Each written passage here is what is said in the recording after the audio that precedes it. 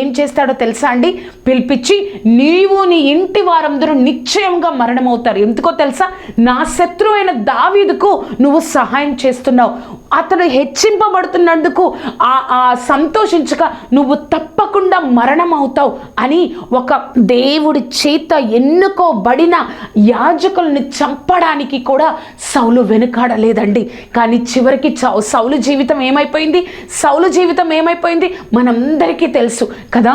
ఆ యొక్క ఆశీర్వాదం పొందుకోకుండా దేవుడే నిన్ను రాజుగా చేసినందుకు నేను సంతాపపడుతున్నాను, దేవుడే నేను విసర్జిస్తున్నాను అని పలికే అంత భయంకరమైన స్థితిలోనికి సౌలు జీవితం వెళ్ళిపోయింది కదా. మనము ఆ యొక్క అసూయ వల్ల, ఆ యొక్క కోపం వల్ల, ఆ యొక్క ద్వేషం వల్ల మన యొక్క ఆశీర్వాదాన్ని మనం పోగొట్టుకుంటాం.